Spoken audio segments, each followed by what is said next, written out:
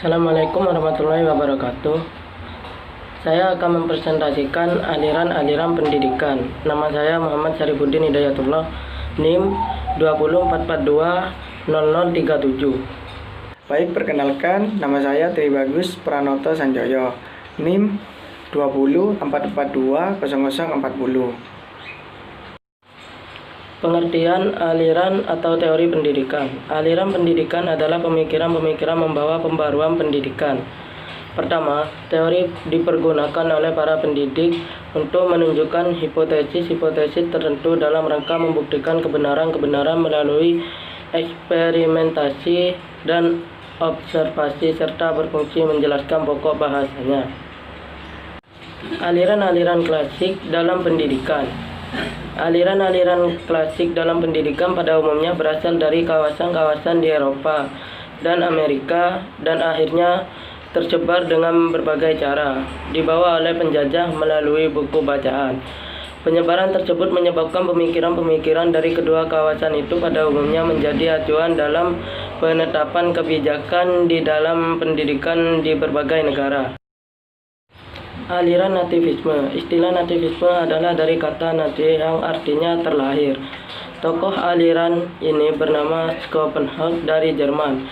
Aliran ini berpandang bahwa perkembangan manusia telah ditentukan oleh faktor-faktor yang dibawa manusia sejak lahir. Pembawanya tersebut terdapat pada waktu dilahirkan dan akan menentukan pengembangannya. Menurut kaum nativisme, pendidikan tidak dapat mengubah sifat-sifat pembawanya.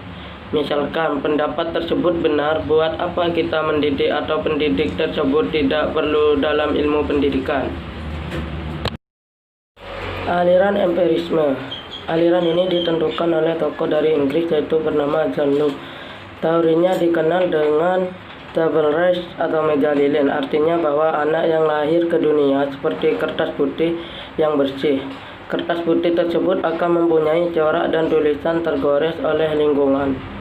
Jadi, dalam perkembangan anak menjadi dewasa tersebut sama sekali tidak ditentukan oleh lingkungan atau pendidikan dan pengalaman sejak kecil. Manusia dapat dididik menjadi profesi apa saja menurut kehendak lingkungan atau pendidiknya. Dalam pendidikan, aliran empiris dipandang berat sebab hanya mementingkan peranan pengalaman yang diperoleh dari lingkungan. Sedangkan kemampuan dalam kehidupan terdapat anak yang berhasil karena berbakat, meskipun lingkungannya tidak mendukung. Keberhasilan ini disebabkan adanya kemampuan yang berasal dari dalam diri yang berupa kecerdasan atau kemampuan usaha pada diri anak tersebut. Aliran naturalisme. Tokoh aliran ini adalah J.C. Rousseau yang berasal dari Prancis. Naturalisme berasal dari kata nature, artinya alam atau apa yang dibawa sejak lahir. Hampir senada dengan aliran nativisme. Maka aliran ini berpendapat bahwa hakikatnya semua anak sejak dilahirkan adalah baik. Bagaimana hasil perkembangannya sangat ditentukan oleh pendidikan yang diterimanya atau yang mempengaruhinya. Jika pengaruh atau pendidikan itu baik, maka akan menjadi baik. Akan tetapi, jika pengaruh itu jelek, maka akan jelek pula hasilnya. Aliran konvergensi. Tokoh aliran konvergensi adalah William Street yang berasal dari Jerman. Aliran konvergensi merupakan kompromi atau kombinasi dari aliran nativisme dan empirisme. Menurut teori konvergensi, A. Pendidikan mungkin untuk dilaksanakan. B. Pendidikan diartikan sebagai pertolongan yang diberikan lingkungan kepada anak didik untuk mengembangkan potensi yang baik dan mencegah perkembangan potensi yang kurang baik. C. Yang membatasi hasil pendidikan adalah pembawaan dan lingkungan. Aliran konvergensi pada umumnya diterima secara luas sebagai pandangan yang tepat dalam memahami tumbuh kembang manusia. Meskipun demikian, terdapat variasi pendapat tentang faktor yang paling penting dalam menentukan tumbuh kembang itu. Dari sisi lain, variasi pendapat itu juga melahirkan berbagai pendapat atau gagasan tentang belajar mengajar, seperti peran guru sebagai informator, teknik penilaian pencapaian siswa dengan tes objektif, perumusan tujuan pengajaran yang sangat behavioral, penekanan pada peran teknologi pengajaran.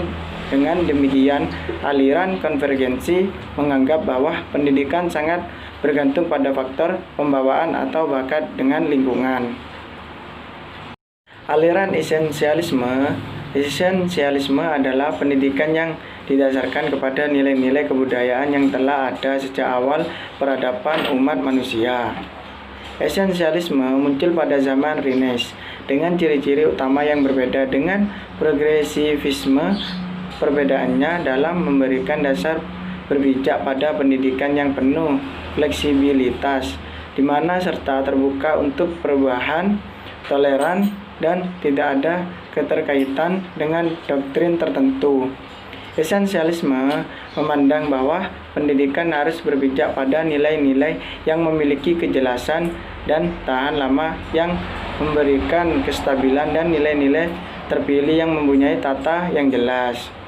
Dengan demikian, Renaissance adalah pangkal sejarah timbulnya konsep-konsep pikir yang disebut esensialisme. Karena itu timbul pada zaman itu. Esensialisme adalah konsep meletakkan sebagian ciri alam pikir modern. Aliran progresivisme. Aliran ini berpendapat bahwa pengetahuan yang benar pada masa kini mungkin tidak benar di masa mendatang.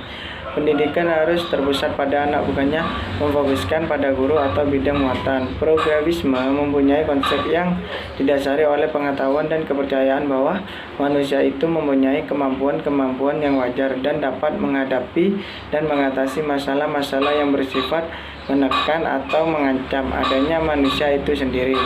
Oleh karena kemajuan atau progres ini menjadi suatu statement progresivisme, maka beberapa ilmu pengetahuan yang mampu menumbuhkan kemajuan dipandang merupakan bagian utama dari kebudayaan yang meliputi ilmu-ilmu hayat, antropologi, fisiologi, dan ilmu alam. Menurut progresivisme, nilai berkembang terus karena adanya pengalaman baru antara individu dengan nilai yang telah disimpan dalam kebudayaan. Belajar berfungsi untuk mempertinggi taraf kehidupan sosial yang sangat kompleks. Kurikulum yang baik adalah kurikulum yang eksperimental, yaitu kurikulum yang setiap waktu dapat disesuaikan dengan kebutuhan. Aliran perennialisme berasal dari kata perennial, yang berarti abadi, kekal, atau selalu. Perennialisme lahir sebagai suatu reaksi terhadap pendidikan progresif. Perennialisme menentang pandangan progresivisme yang menekankan perubahan dan sesuatu yang baru. Jalan yang ditempuh oleh kaum perennialis adalah dengan menggunakan kembali nilai-nilai suatu atau prinsip-prinsip umum yang telah kukuh pada zaman kuno dan abad pertengahan. Kaum perennialis berpandangan bahwa dalam dunia yang tidak menentukan dan penuh kekacauan serta membahayakan, tidak ada satupun yang lebih bermanfaat daripada kepastian tujuan pendidikan serta kestabilan dalam perilaku pendidikan. Baik, itu saja presentasi dari kelompok saya. Kurang lebihnya mohon maaf. Wassalamualaikum warahmatullahi wabarakatuh.